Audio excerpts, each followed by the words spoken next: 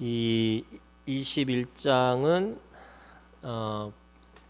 이 역사적 순서로 보면요, 이 9장 앞에 있는 사건이에요. 그러니까 우리가 읽었던 9장부터 20장까지는 다윗의 왕위 계승이 어떻게 이루어졌는지를 쭉 설명하고 있는 말씀이거든요. 그런데 그거를 다 끝내고 나서 이 21장에서 다시 그 9장 이전의 사건 또는 그 이전의 역사를 다시 기록하고 있는 거죠. 성경은 이게 편집되어 있는 거예요. 그러니까 그냥 역사를 그대로 기록한 것이 아니고 그 쓴 사람과, 그러니까 처음에는 구두로 얘기를 했겠죠. 구전으로 내려오다가 그 구전을 기록한 사람이 있을 거예요. 그리고 그 기록한 사람뿐만 아니라 그것을 다시 편집한 사람들이 있는 거예요. 그러니까 편집의 이 과정에서 지금 21장은 사무엘하 9장 이전의 사건, 특별히 우리가 읽은 이 초창기의 이 말씀은 1절부터 14절에 있는 말씀은 다윗이 왕이 되고 나서 얼마 되지 않았을 때 그때의 사건을 이야기를 하고 있죠. 근데 이 사건이요, 이게 보통 우리가 성경을 가지고 이해하는 데 있어서 기본적으로 조금 이게 난해한 그런 말씀이에요. 왜냐하면 지금 이 결론은 그런 거거든요.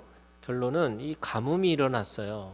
근데 가뭄이 왜 일어났을까라고 하니까 21장 1절에 다윗이 여호와 앞에 간구하매 여호와께서 이르시되 이는 사울과 피를 흘린 그의 집으로 말미암으니 그가 기브온 사람을 죽였습니다. 그 기브온 사람을 죽였다라고 하는 그 사건 때문에 가뭄이 일어났다, 이렇게 이야기를 하고 있는 거죠.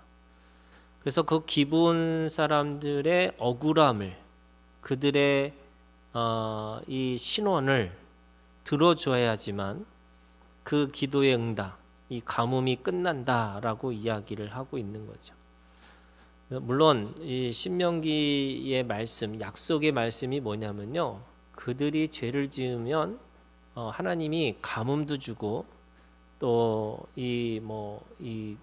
그 불의 심판도 있을 거고, 뭐 여러 가지 그 모든 자연의 재해가 말씀을 지키지 않는 것으로 인해서 오겠다, 이렇게 얘기를 하는 거예요. 물론 이게 구약에 있는 말씀이지만 신약으로 가면 이건 또 다른 관점에서 이해가 되는 거지만 구약의 관점에서는 그런 거예요. 그러니까 신명기의 이 말씀은, 율법은 뭐뭐 하라와 뭐뭐 하지 마라, 이 613가지의 율법을 지키면 그들에게 복이 있는 거고 지키지 않으면 저주 가운데 있을 것이다, 이렇게 얘기하는데, 그런데 오늘 이 말씀은 그 기드온이라고 하는 사람들, 이 지금 여기 보면 기브온이라고 하는 사람들, 이 기브온 사람들은 우리가 잘 알고 있는 것처럼 여호수아가 이 가나안 땅을 점령할 때 그들은 꾀를 부려가지고 이 여호수아를 찾아가서 자신들이 먼 곳에 사는 사람들인데 당신들과 화친을 맺고 싶다, 이렇게 얘기를 한 거예요. 그래서 여호수아가 먼 곳에서 왔다고 하니까, 왜냐하면 하나님은 그 가나안 땅에 있는 그 모든 족속들을 진멸하라고 하셨어요. 이 진멸이라고 하는 거는 숨쉬는 모든 것들을 다 죽이는 전쟁이에요. 그러니까 가장 잔인한 전쟁이죠. 그러니까 가축도 그렇고 어린아이도 그렇고 다 죽이는 거예요. 그 다 죽여야지만 그 가나안 땅에 하나님이 원하시는 그런 이 다른 어떤 것이 틈을 타지 않고 그 하나님의 그 율법을 가지고 지킬 수 있을 것이다, 이렇게 말씀하신 거거든요. 그래서 여호수아가 전쟁을 할 때 진멸 전쟁을 하고 있었던 거죠. 그런데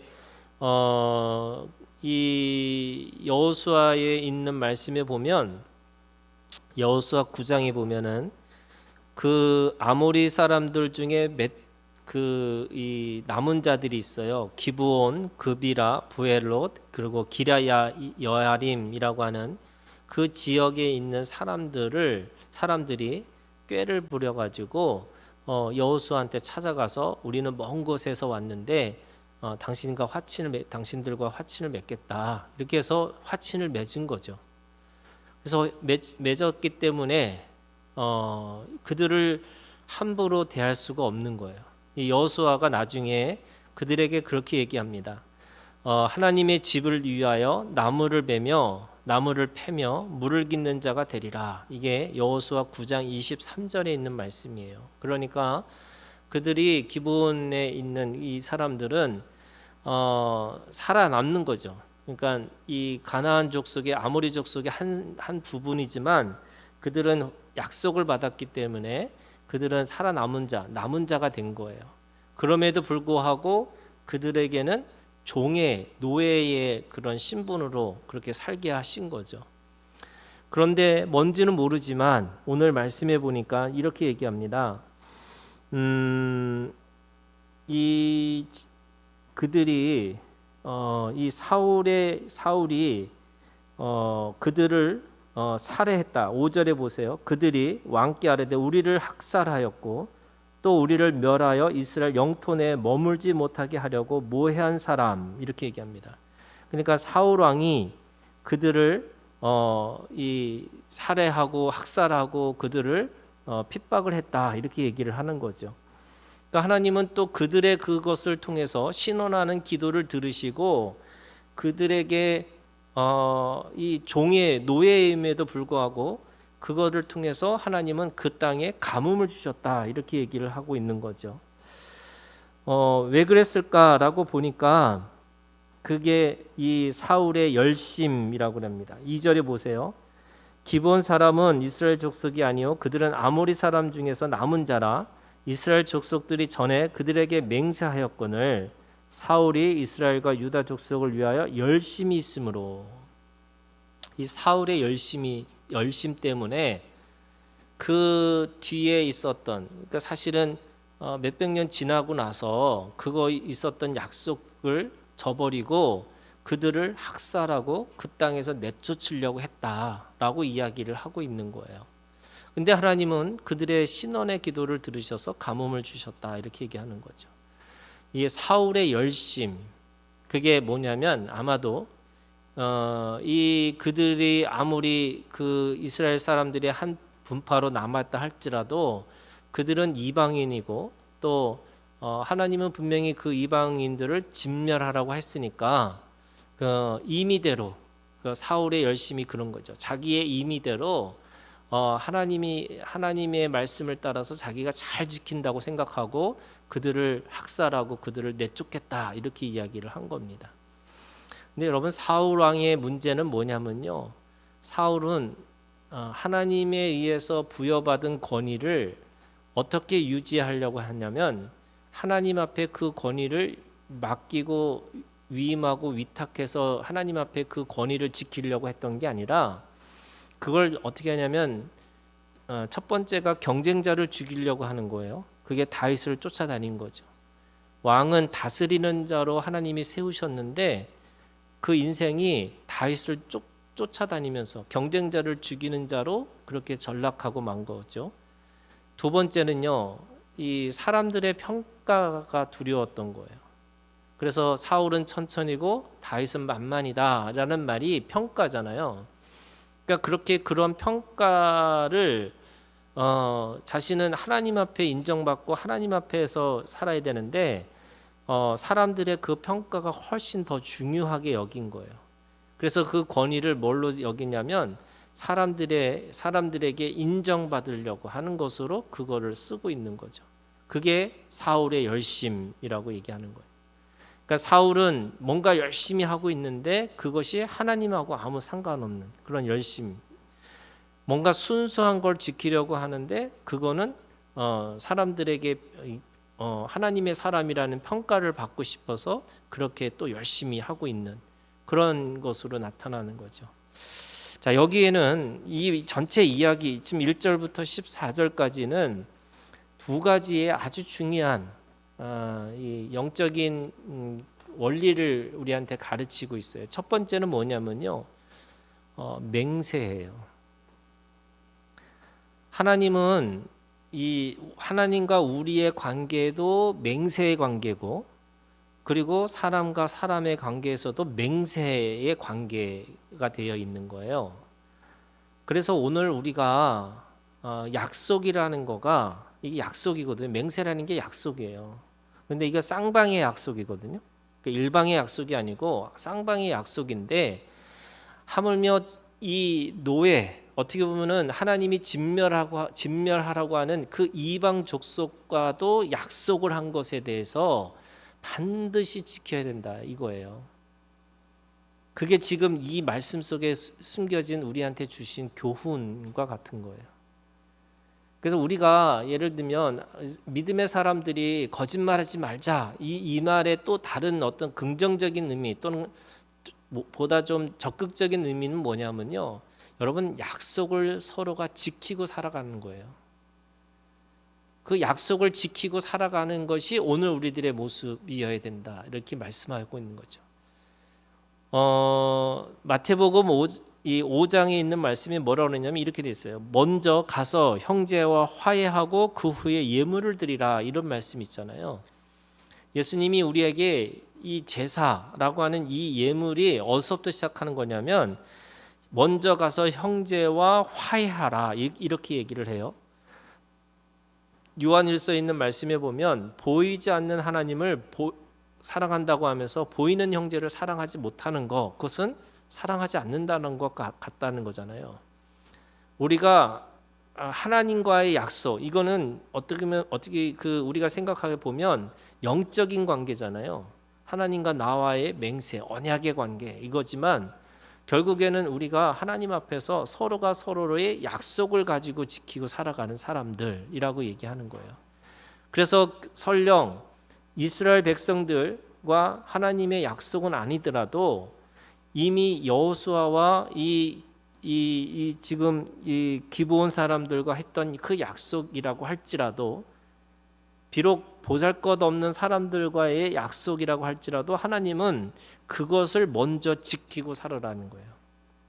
그게 오늘 우리에게 주시는 말씀이에요.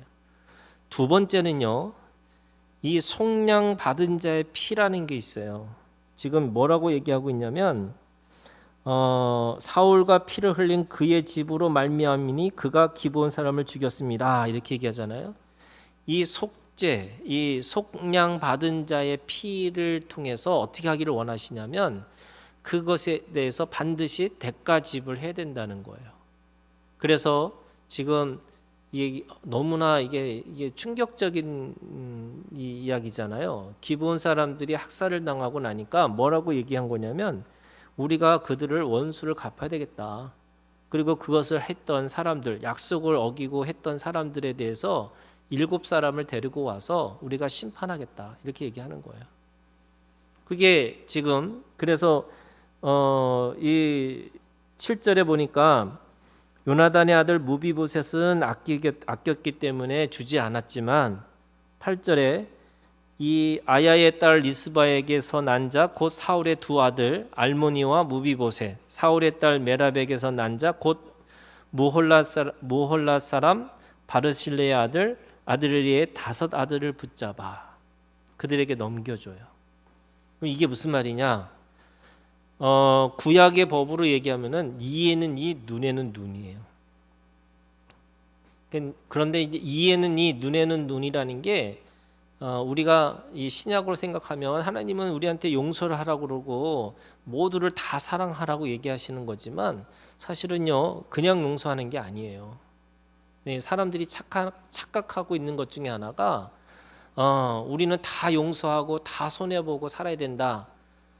궁극적으로는 손해오고 궁극적으로는 우리가 다 내어주고 살아가는 거지만, 그것이 왜 그런 거냐는 걸 따져야 되는 거예요. 그게 뭐냐면, 이 고린도전서 13장 1절부터 3절에 보면은 자기 감정과 자기 의지와 자기의 지식으로 사랑하는 것은 사랑이 아니라는 거잖아요.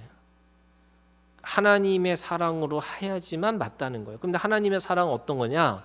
그 안에 공의와 정의가 있다는 거예요. 그래서 우리가 시작이 뭐냐면요, 이에는 이, 눈에는 눈이에요. 그러면 이에는 이, 눈에는 눈이 왜 중요한 그게 원칙이냐면, 이 이에는 이, 눈에는 눈이라는 말은요, 그 사람이 그거 한 것에 대해서 그대로 대가 지불을 누군가는 반드시 해야 된다는 거예요. 오늘 우리가 가지고 있는 믿음이라는 게 뭐냐면, 우리의 모든 죄는 예수 그리스도가 대가 지불하신 거예요. 그래서 예수님이 사람으로 오셔서 진짜 십자가에서 피 흘리시고 죽으셨던 그 대가 지불이 반드시 있는 거죠. 그러면서 오늘 우리한테 뭐라고 말씀하시냐면, 오늘 우리가 누군가에게 대가 지불을 당하고 살려면 그렇게 살아야 되는 거지만, 거기에는 하나님의 공의와 하나님의 정의도 반드시 있어야 된다는 거예요. 그 이에는 이, 눈에는 눈이 나쁜 게 아니고요, 이런 거예요. 한 대 때리면 반드시 한 대를 때리라는 게 아니라, 안 때릴 수도 있지만 최소한 내가 할 수 있는 게 뭐냐면 한 대 때리라는 거예요. 근데 사람들이 한 대 맞고 한 대만 때리고 싶은 걸까요? 그렇지 않죠. 한 대 맞으면 10대 때리고 싶은 게 사람의 심정이에요. 그럼 10대 맞은 사람은 꾹 참을까요? 아니죠. 그러면 이게 이 악순환이 돌아가는 거예요. 그러면 한 대 맞은 사람은 한 대만 때리는 거고, 정말로 그것이 안 때릴 수 있으면 안 때릴 수도 있는 거예요. 그런데 율법주의자들은 또 그거를 반드시 한 대 때려야 된다, 그게 율법이다, 이렇게 얘기를 하는 거죠.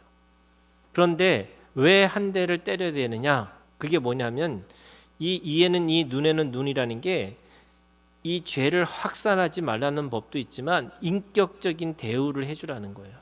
우리가 누군가를 처벌할 때도 인격적인 대우를 하는 거예요.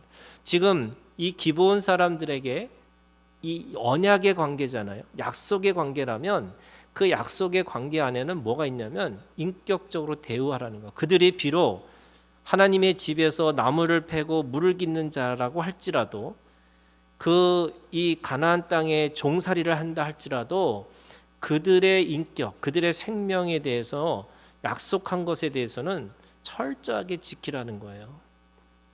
그래서 우리는 누구든지 이 지극히 작은 자, 어린아이 같은 이 고아와 과부와 나그네를 함부로 대하는 게 아니고, 우리가 그들을 인격적으로 대우하면서 이 하나님 앞에서 공의와 정의를 지키고 살아야 된다는 거죠. 그래서 성경의 구약에 있는 말씀에 보면요, 하나님의 긍휼, 하나님의 사랑도 말하지만 그 안에 공의와 정의가 있는 거예요. 그래서 오늘 우리가 하나님 앞에 이 화해한다라는 말도 그런 의미죠. 하나님 앞에 제사를 지내는 이것이 중요한 게 아니고, 먼저 하나님의 사람들과 같이 그 안에 사랑과 공의와 정의로 그렇게 관계하고 있느냐, 이거를 가지고 있는 것이 중요하다라고 말씀하시는 거예요. 자, 15절부터 22절까지는요, 이 말씀도 사실은 앞에 있는 사건을 얘기하고 있어요. 어떤 사건을 얘기하고 있냐면, 이 말씀은 사무엘상 17장 그리고 사무엘하 5장에 있는 그 사건에 대해서 한 축으로 지금 4명의 용사들을 소개하고 있습니다. 특별히 블레셋 사람, 이 거인들과 싸웠던 그런 용사들을 지금 소개하고 있는 거죠. 그 용사들은 아비새고 십부개이고, 그 다음에 이 요나단이고, 그래서 그 엘하난이고, 그래서 그 4명의 용사들을 통해서 지금 뭘 하고 있냐면 17절에 이렇게 얘기하고 있습니다. 쭉 가다가, 우리와 함께 전장에 나가지 마옵소서, 이스라엘의 등불이 꺼지지 말게 하옵소서. 지금 다윗이 이스라엘의 등불, 다시 말해서 당신이 이스라엘의 등불, 왕으로서의 그런 이 지도력을 갖고 있기 때문에 우리가 그거를 보호해주고 당신을 지키겠습니다. 이게 용사들의 믿음이라고 얘기하는 거죠.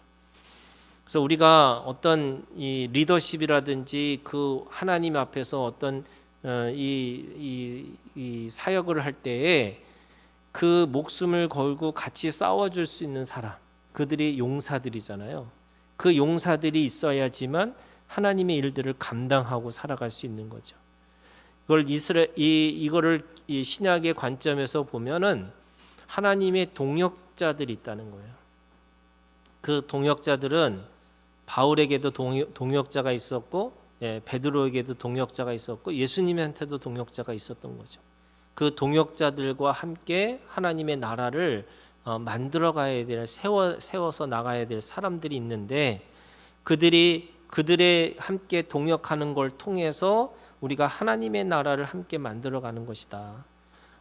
우리가 혼자 이게 개인의 구원, 나만 구원받으면 되는 게 아니고 그게 함께 하나님의 나라를 만들어가는 거고, 그래서 다윗의 이 하나님의 나라라는 것이, 다윗은 그 안에서 왕권을 가지고 그 왕노릇을 하고 있다 할지라도 혼자가 아니라 이 용사들, 또 나중에 보면은 우리가 읽었던 것처럼 이 다윗의 용사들이 있잖아요. 그 용사들을 통해서 결국 함께 하나님의 나라를 만들어 가는 것이다. 그 믿음이 오늘 우리 가운데 아주 분명하게 있어야 된다고 말씀하고 있습니다. 오늘도 우리가 이 말씀을 가지고 믿음으로 책임질하고 살아가는 우리가 되기를 주님의 이름으로 축원합니다.